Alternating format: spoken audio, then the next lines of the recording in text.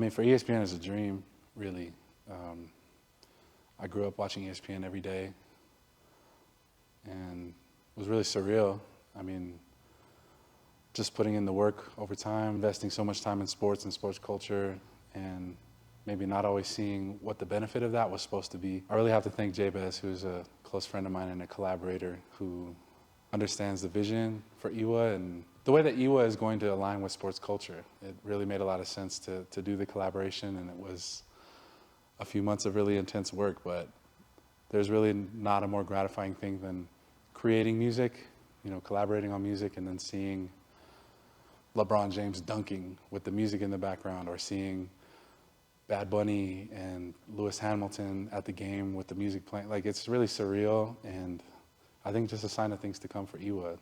That alignment with sports culture just feels inevitable. So in creating music, I really am creating music for a live setting, for a hype sports arena setting, filling the footprint, filling Desert Diamond, filling Glendale Arena. I really think about songs that could live in that atmosphere. The first one, it really put me on.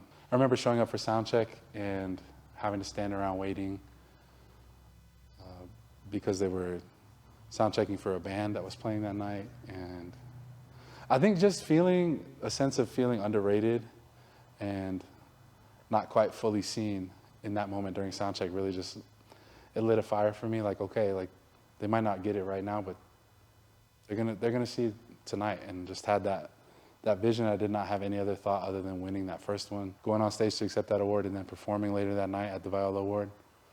I had just traveled from New Mexico. I drove like 5 hours to be at the Viola Awards on time. That's the grind I was in. I was really traveling every weekend, performing, and that set the stage for that first Viola Award. And then I played like 30 shows or something like that between May and November of that year. And there was a lot of like proving myself wrapped up in that. So coming into the second Viola Award, just this past March, I didn't really feel like I had anything to prove. And showing up, I felt like a creative equal with the other people that were in attendance. And again, just showing up with the mentality like, I'm not just here to be here. I'm not just Indigenous representation in this awards category. I'm here to win. I'm here to take this. I just had a lot more confidence the second time around. There wasn't a chip on my shoulder to like prove anything. It was really just, I set my bar very high. So a natural part of that is winning an award. I mean, it's just, if you set a high bar, those things just come with the territory.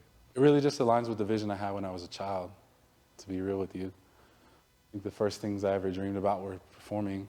Before I really knew a lot else about my life, about myself, I was on stage performing, and it was so natural for me. And the translation of that is even now, like, shows just get bigger and bigger and bigger.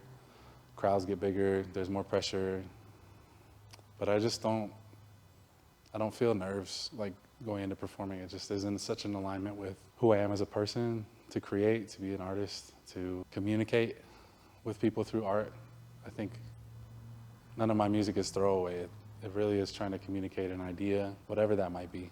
So that's just the best way I know to communicate, and has always just made a lot of sense. I mean, there are some really ordinary times, sure, and a lot of the unseen parts of being IIWAA is the grind of collaborating with people. I think in an age of AI, it sets this really huge precedent to work with real, living, breathing people. I've always sought to collaborate with people on the margin. So be it other Indigenous folks, people from the LGBTQ+ community. I seek those people out when I need album art, videos, photo shoots. And now obviously, where we are today, working with youth, has really lifted me and given me renewed inspiration every single day. So, even the mundane things I've come to a place of drawing inspiration from, and there's no stopping me now. Like every single day, if I'm on campus teaching, or if I'm at a show, or if I'm, writing in the studio, like all of these things are pointing towards this direction I'm going, and it's all the momentum is in that direction. And I feel the love, I feel the support, I feel the strength from within to keep creating. It gets tiring, it gets lonely, but I just got wind. I just have come such a long way already.